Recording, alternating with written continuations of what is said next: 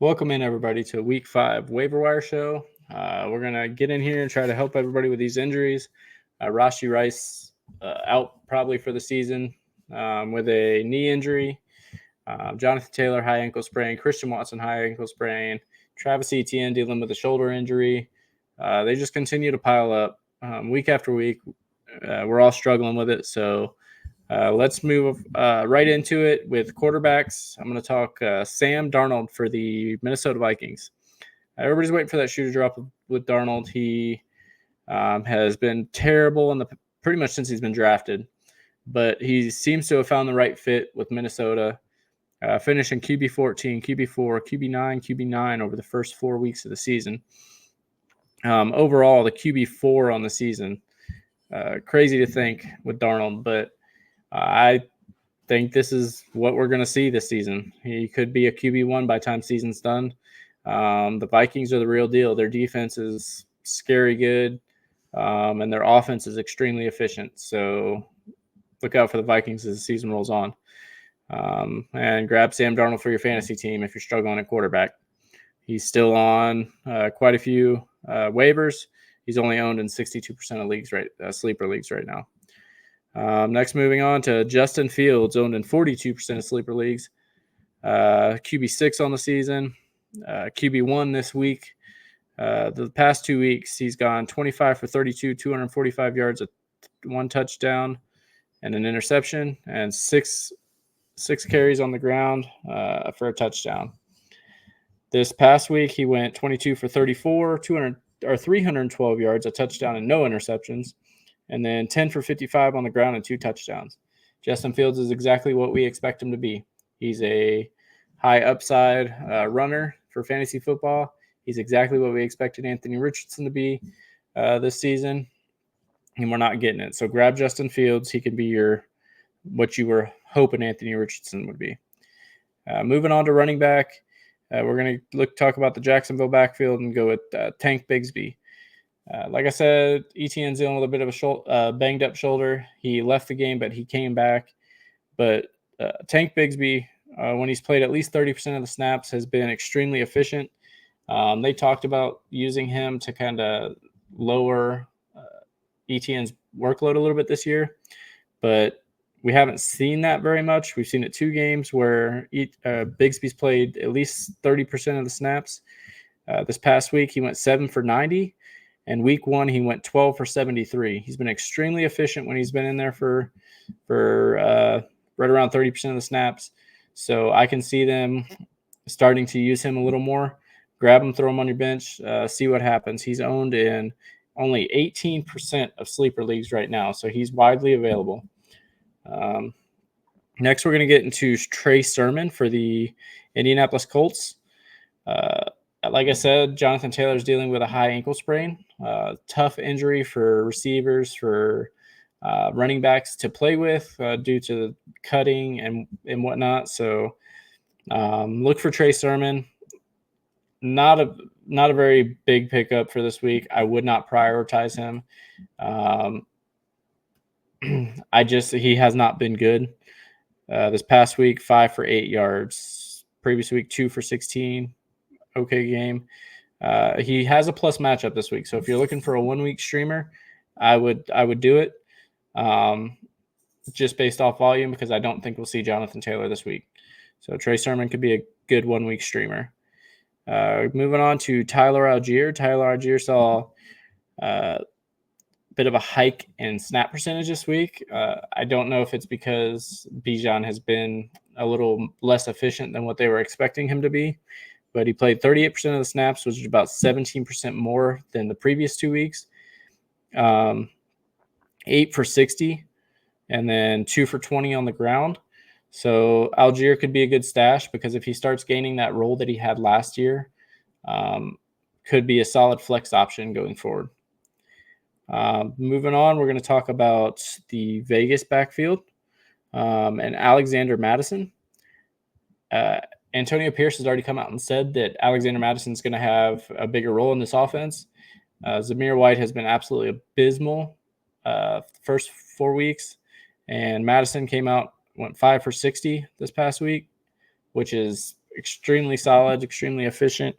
I would expect we'll see a little more of Alexander Mattison as the weeks go on with how bad Zamir White has been. We're going to move on to wide receivers. So I'll start off here with Wan'Dale Robinson of the New York Giants. He's owned in 45% of sleeper leagues currently. Last week, 14 targets, 11 receptions for 71 yards. 14 targets is insane. 12 targets week 1, 4 week 2, and 8 week 3. He's a favorite target of Daniel Jones. Not huge on the yardage, 1 touchdown on the season, but he's going to get you volume. So if you're looking for a weekly fill-in for buys or for injuries, Wan'Dale Robinson's a good look due to the volume he's getting. And not to mention, Malik Neighbors is dealing with a concussion currently. I don't think he'll miss time due to them playing this past Thursday. It gives him a little extra time to recover and clear all the protocols. So look for Wan'Dale Robinson going forward. Moving on, we're going to talk Xavier Legette. Xavier Legette this past week, 6 receptions on 10 targets for 66 yards and a touchdown. Adam Thielen is out for at least 3 more weeks.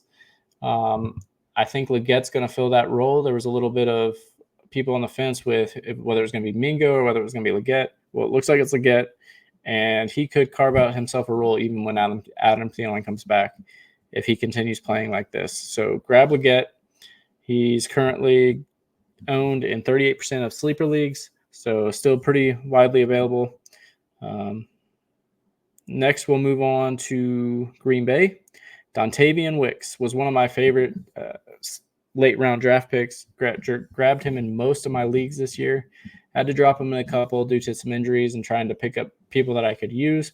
But Dontavian Wicks with the injury to Christian Watson, the high ankle sprain, he 13 targets this past week, 5 receptions, 78 yards, and 2 touchdowns. He's had a connection with Love. You saw it in the preseason. And it really showed this past week with Christian Watson leaving the game with an injury. So Dontavian Wicks could be extremely solid going forward. And if he continues playing like this, he could be a league winner by season's end. Good schedule coming up: Rams, Cardinals, Houston, Jacksonville, and Detroit over the next 5 weeks. So we could see a solid showing from Dontavian Wicks going forward. Moving on, we're going to talk Trey Tucker for the Las Vegas Raiders. Trey Tucker this past 2 weeks, 7 receptions on 9 targets for 96 yards and a touchdown. 5 receptions on 6 targets for 41 yards. Getting a little bit of volume. We don't know how long we're going to be missing Devontae Adams for. This next week, you got Denver. Jacoby Myers will probably be shadowed by Patrick Surtain. So we could see a lot of Trey Tucker in that game. So grab him up for a week streamer or just for the next few weeks if he continues getting this volume. The last wide receiver I'm going to talk about this week is Tutu Atwell. I've talked about him on past shows, but Tutu Atwell is still only owned in 16% of sleeper leagues. I don't get it. He's been one of Stafford's favorites when Kupp and Puka aren't there. And we're not going to have Kupp probably this week. Well, they've already said this week. Puka's out even longer. So Tutu Atwell could be a solid play going forward for the next few weeks. We're looking at 4 receptions on 5 targets for 93 yards and 4 receptions on 6 targets for 82 yards. Played 90% of the snaps this past week, which is by far the most. I don't see, he seems to be somewhat of a comfort blanket for Stafford with the other 2 out. So grab Tutu Atwell. He's playable week to week. So keep an eye out for him for your lineups. Last, we'll talk about tight ends. It's been a struggle this year trying to figure out the tight end position. But we'll talk about Cade Otton for the Tampa Bay Buccaneers right off the bat. Solid 2 weeks, 7 receptions on 8 targets for 47 yards and then 6 receptions on 9 targets for 52 yards. Baker Mayfield is looking his way quite often. So K. Dotton could be a good fill for your tight end position if you're one of the few that are just struggling at that position. And then last but not least, Tucker Kraft for the Green Bay Packers. Everybody was big on Musgrave last year, but when Musgrave went down, Tucker Kraft took over that tight end room, and he hasn't really given it back. 6 receptions on 9 targets for 53 yards and a touchdown this past week, finished as tight end 2. Tucker Kraft could be that guy for Green Bay in the tight end room. So grab him if you want a piece of that high-powered Green Bay offense and fill that tight end role. But that's all we got for this week. Make sure you hit that subscribe button in the bottom corner.